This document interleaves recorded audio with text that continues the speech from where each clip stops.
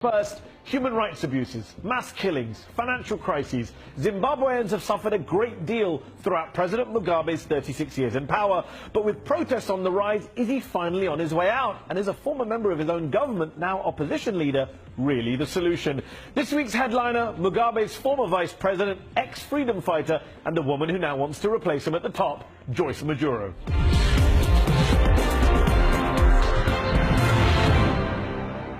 Joyce Mujuru, thanks for joining me on Up Front. Zimbabwe has witnessed unprecedented protests this year. Thousands of Zimbabweans have taken to the streets, yourself included, to demand change, to demand an end to Robert Mugabe's rule. If Zimbabweans want change, why should they vote for you, someone who's been around on the political scene for more than 30 years, who was part of the Mugabe political project from day one, who treated him like a father figure, I think you once said. What are you offering that's new, that's different to what's come before?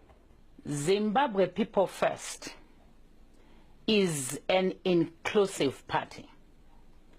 I have given people freedom to do what they feel has not been done, and which the freedom fighters fought for.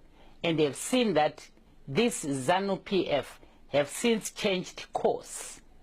And it's quite obvious that the people of Zimbabwe have seen that we are a different animal altogether. Even when I was within ZPF, the way I was dealing with issues, the way how they used to accuse me that I was a liberal. But you served in his government, in Mugabe's government, from the beginning, from 1980 onwards. You were his vice president for a decade, from 2004 to 2014. It's all very well criticizing him and ZANU-PF now and calling for reforms now, but why didn't you say or do more when you were in power, when you were in office, when the violence was going on and you were effectively complicit in it? You were the vice president. Actually, in 2008, it's on record that I even addressed and calling and asking who was giving orders for people to go and maim and kill others. And I'm sure this is the reason why they were in cahoots or clandestinely working against me. And when we were in cabinet, when we were discussing matters that involved people, and I discovered that there isn't any way where the government is showing an inclusion of the ordinary people. So I was trying to work out from within. Okay, you were trying to work from within, you say. It's a fair argument. Let's go back further. Yes. Back to 1983, the Gukurahundi massacres in Zimbabwe, perhaps the darkest period in your country's post-independence history. More than 20,000 Zimbabweans killed by Robert Mugabe's military. Not only did you not speak out against those horrific killings at the time, despite being in government, your late husband, General Solomon Mujuru, was the commander of Zimbabwe's armed forces at that time, during those killings. Your question, I think, is well answered by the report of the Justice and Peace. If I can draw you to that report, it's quite clear what really was discovered, what role Solomon Mujuru played, what role Joyce Mujuru played. So it's not something that I can tell the world things that did not happen or did happen. But I think we have a report to that effect. You know what Gukurahundi 5th Brigade was. It was in the main, army of Zimbabwe. It was a private army, and which reported directly to Mugabe. Okay, and you, so all that is known, you and your husband, report. Fair enough, it reported directly to Mugabe, but you and your husband directly reported to Mugabe. Neither of you spoke out against those killings. I don't know if you did it in private. You certainly didn't do it in public. Neither of you quit your jobs in disgust at the murder of 20,000 of your fellow citizens. Did you? You know, even those that came to inquire from Mugabe himself, he categorically refused that such things were happening in Matabeleland. That is on record. And you believed him? So what else were you expecting? Of course, that's what he said. And what else can you say when somebody who is responsible has answered with a straight face that with whatever you're thinking is happening, nothing of that sort. I, as the head of state, I'm just trying to sort out things that are not going on well. Of course, you have to believe him. Okay. But who knew that this was a secret army which was going straight to him? Over the 30-plus years you served in government alongside Robert Mugabe, human rights abuses, killings, massacres, murders, do you have any regrets about what you were part of, or is your conscience completely clear today that you did nothing wrong being part of that? Being a Christian and being somebody who is now on terraces, now I'm being availed to some of the things that are even shocking, which I am even asking myself, did these things happen during my days in government? Because they were never public things.